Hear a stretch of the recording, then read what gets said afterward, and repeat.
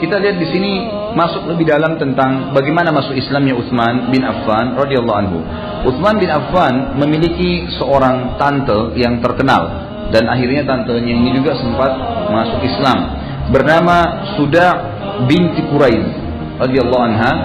Beliau sempat melihat waktu Utsman bin Affan mendengar bahwasanya Ruqayyah menikah dengan Utbah, sementara Utsman bin Affan memang tadinya ingin melamar Ruqayyah, tapi sudah kedahuluan dengan sepupunya Ruqayyah sendiri. Akhirnya beliau sempat menyampaikan masalah tersebut kepada bibinya Suda' binti Quraiz. Kemudian Suda' mengatakan ada berita gembira yang lebih baik daripada itu. Kalau Ruqayyah sudah menikah dengan Utbah, sudah ada berita gembira yang lebih baik daripada itu. Ayahnya Ruqayyah, Muhammad SAW, diutus menjadi nabi, dan dia akan mengeluarkan manusia dari kezaliman, dari kegelapan, dari menyembah berhala. Maka berimanlah kepadanya, maka kau akan mendapatkan kemuliaan dunia dan akhirat. Lalu Utsman bin Affan berkata, aku pergi sambil merenungi ucapan bibiku.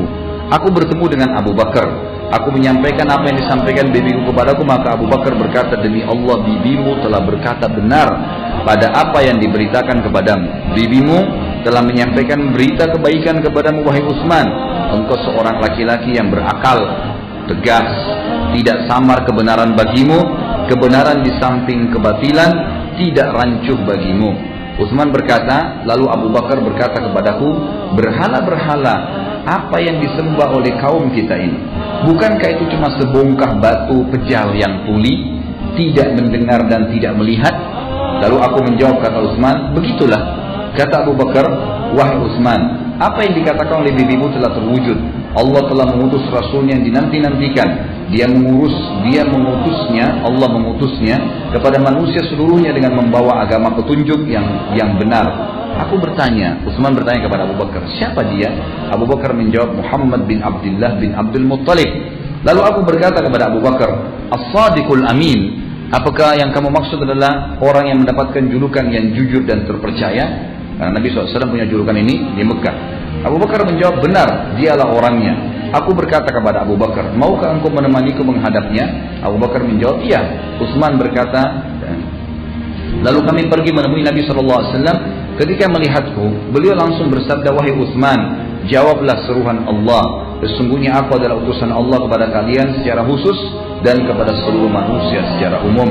Maka Utsman berkata radhiyallahu anhu, demi Allah, begitu melihat Nabi SAW dan mendengar kata-katanya, aku langsung merasa tentram kepadanya. Aku pun membenarkan risalahnya. Kemudian aku bersaksi bahwasanya tidak ada ilah yang berhak diibadahi dengan benar selain Allah, dan bahwasanya Muhammad adalah hamba dan utusannya. Maka karena terjadi tadi seperti saya katakan perseteruan antara Nabi SAW. Jadi sebenarnya Abu Lahab Nabi SAW biasa saja, tidak pernah membenci Abu Lahab dan tetap saja biasa. Dan akhirnya Abu Lahab yang menyuruh anaknya Utbah untuk menceraikan Ruqayyah. Mendengar berita tersebut, maka Utsman bin Affan yang tadinya memang ingin menikahi Ruqayyah, tidak menunggu waktu, setelah masuk Islam langsung melamar Ruqayyah. Kata penulis, Utsman termasuk pemuda Quraisy yang berwajah tampan, sebanding dengan Ruqayyah yang juga cantik, menawan dan mempesona, sehingga ketika Ruqayyah dipertemukan dengan Utsman, ada yang berkata, dan ini masyhur dalam pepatah bahasa Arab yang mengatakan, sepasang suami yang paling indah dilihat oleh manusia adalah Ruqayyah dan suaminya Utsman. Satu hari dalam riwayat disebutkan, dan ini riwayat disebutkan oleh Al-Haythami, berkata riwayat ini disebutkan oleh Tabarani dan rawi-rawinya semuanya thiqat. Nabi SAW setelah menikahkan Ruqayyah dengan Utsman bin Affan radhiyallahu anhuma, maka satu hari Nabi SAW masuk ke rumah mereka dan menemukan Ruqayyah sedang menyisir dan membasuh rambut Utsman. Dan ini sebuah tradisi yang sering dikerjakan oleh para sahabiat Nabi.